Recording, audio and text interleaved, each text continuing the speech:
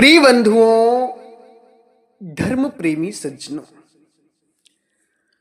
आज हम सदगुरु कबीर साहब के पंथ में चल रहे वंश 42 के ऊपर खुलासा करेंगे। वंश 42 का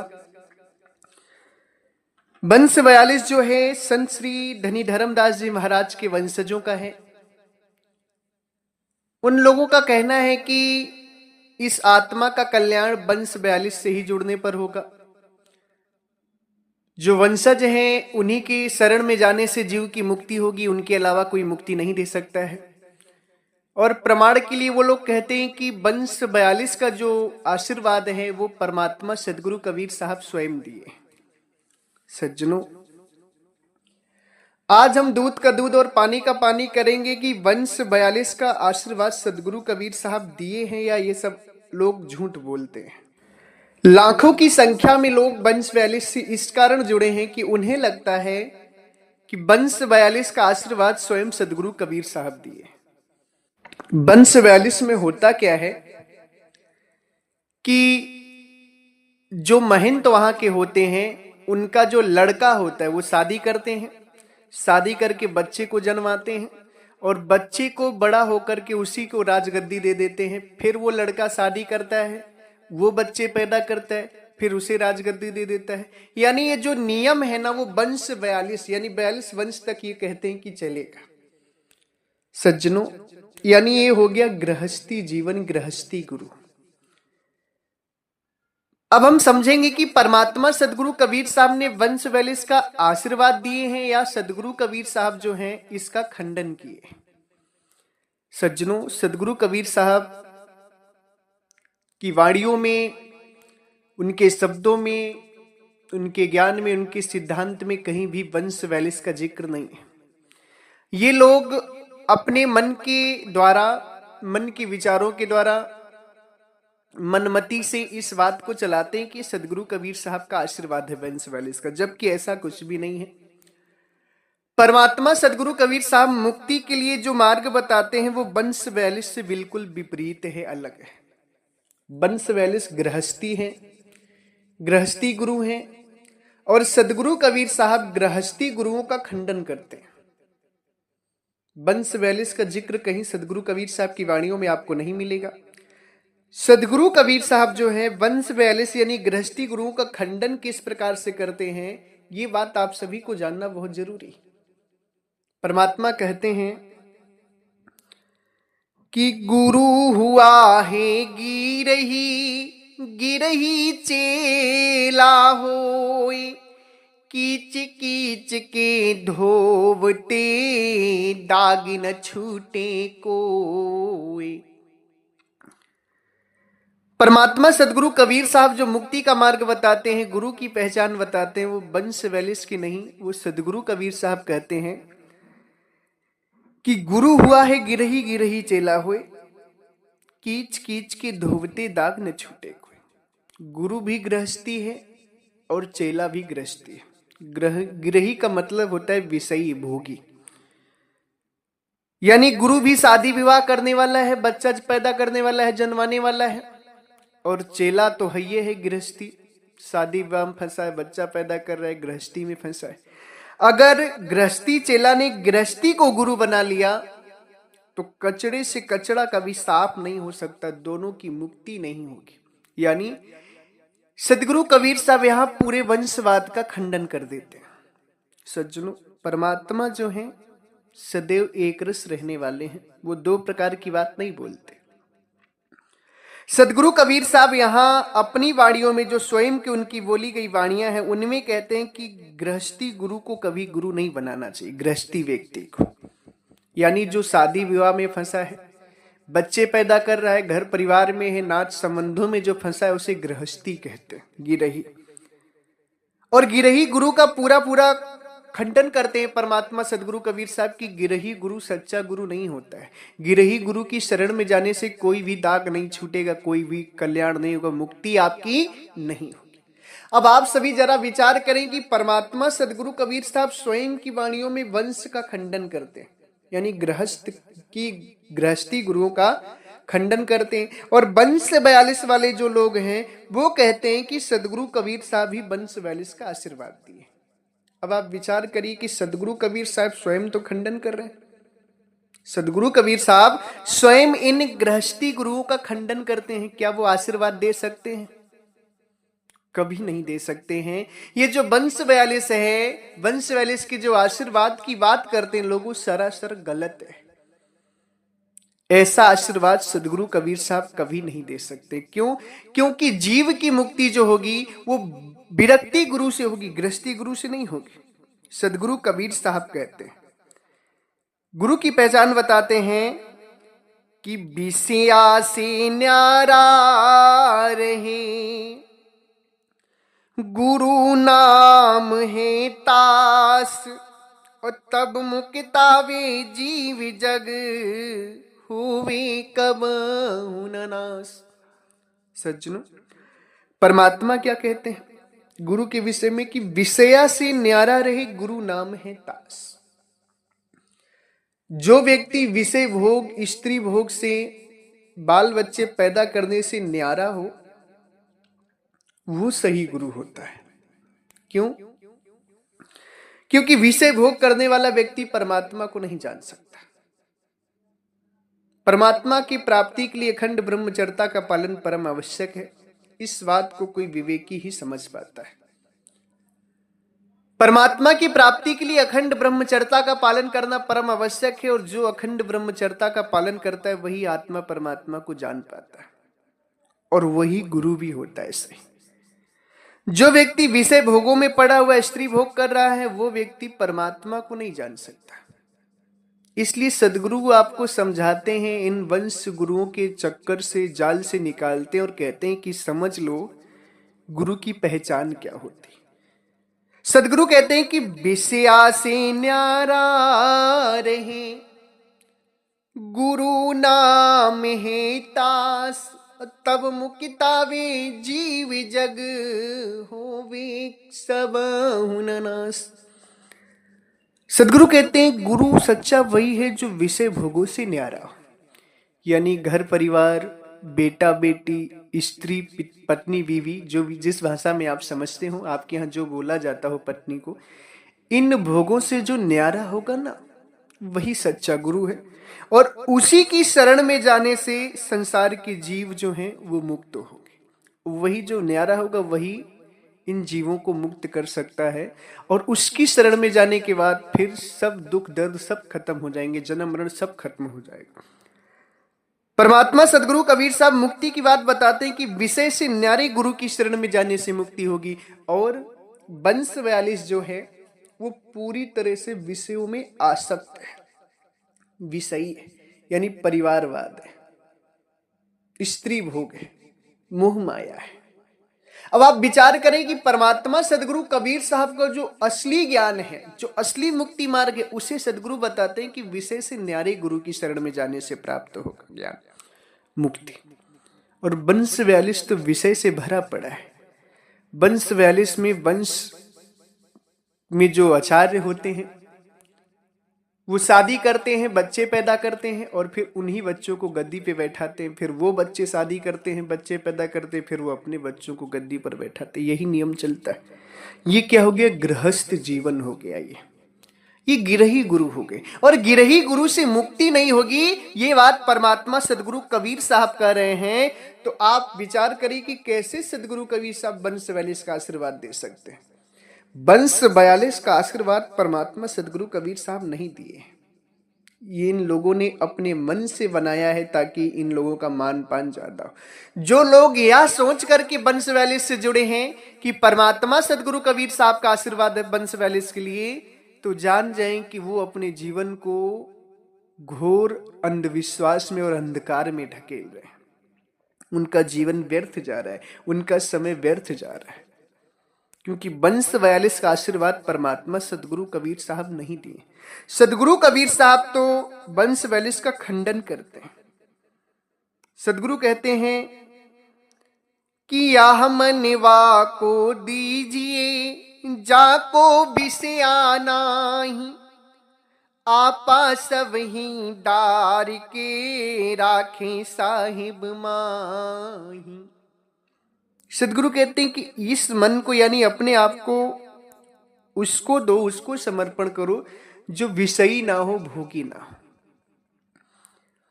विषया का मतलब समझते हैं? जो भोग विलास से रहित हो, स्त्री सुख से रहित हो, स्त्री भोग से रहित हो, उसको, उस गुरु को इस मन को समर्पण करना चाहिए, क्योंकि वही गुरु आपकी मुक्ति कर सकता है। सदगुरु कबीर साहब गृहस्थी गुरुओं की शरण में जाने से रोकते, क्योंकि गृहस्थी गुरु स्वयं भी मुक्त नहीं हो सकते और आप भी मुक्त नहीं हो सकते। गृहस्थी गुरु क्या है? कीचड़ है, कचड़े। ये बात मैं नहीं कह रहा हूं, सदगुरु कबीर साहब स्वयं कहते हैं कि गुरु हुआ है गिरही, गिरही चेला होए, कीच कीच के धोवते दाग न छूटे कोई। कीच मतलब होता है कचड़ा। अगर कचड़े को साफ करना है तो साफ पानी से साफ होगा, कीचड़ से अगर कीचड़ आप साफ करेंगे तो कभी साफ नहीं होगा।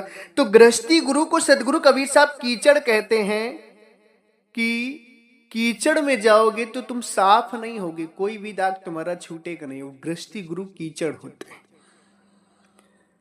अब सदगुरु कबीर साहब कहते हैं कि यामन वाको दीजिए जाको विषय नहीं। इस मन को उसे समर्पित करो, इस मन को, इस प्रेम को उसमें लगाओ जो कीचड़ यानी विषय वासनाओं में आसक्त ना हो। वो तुम्हारे अहंकार को खत्म करके साहिब का ज्ञान कराए, वही सच्चा गुरु होता है जो विषय वासनाओं में ना आसक्त हो और साहिब का ज्ञान कराए। यानी वंश 42 का तो पूरी तरह से सदगुरु कबीर साहब खंडन कर देते हैं, वंश का खंडन कर देते हैं। साहिब वंश का आशीर्वाद साहिब नहीं दिए, साहिब तो वंश 42 का खंडन किए। अब आप सभी विचार करें कि यदि आप इतना जानने के बाद भी वंश 42 में जाते हैं तो 84 ही मिलेगी आपको, उसमें मुक्ति तो मिल नहीं सकती, क्योंकि वंश 42 स्वयं मुक्त नहीं है। वंश 42 जो है स्वयं मुक्त नहीं है। वंश 42 अगर सदगुरु का आशीर्वाद दिया होता तो खंडित नहीं होता।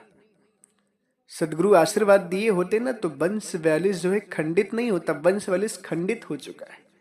क्यों? क्योंकि वो सदगुरु कबीर साहब का आशीर्वाद है ही नहीं, और परमात्मा इतना गलत आशीर्वाद दे भी नहीं सकते। गृहस्थी गुरुओं से जीवों का कल्याण नहीं होगा, ये बात सदगुरु कबीर साहब कह रहे हैं। और फिर सदगुरु कबीर साहब आशीर्वाद दे कि नहीं गृहस्थी गुरु की शरण में जाओ। एक जगह खंडन कर रहे हैं, एक जगह क्या दोबारा आशीर्वाद दे सकते हैं उसको? कभी नहीं दे सकते। तो सदगुरु की प्यारी साथ संगत, आप अपना विवेक जगाएं और वंश गुरुओं की शरण में जाने से बचें, क्योंकि वंश गुरु स्वयं मुक्त नहीं है। तो आपको मुक्ति कैसे देंगे? वो स्वयं गृहस्थी, स्वयं कीचड़ है, तो आपके कीचड़ को कैसे साफ कर सकते हैं? अगर आप वंश गुरुओं की शरण में जाते हैं और अपनी मुक्ति समझते हैं तो सदगुरु कबीर साहब कहते हैं झूठे गुरु हैं, ये असली गुरु नहीं है, ये कच्चे गुरु है। और कच्चे गुरु की शरण में जाएंगे तो क्या होगा?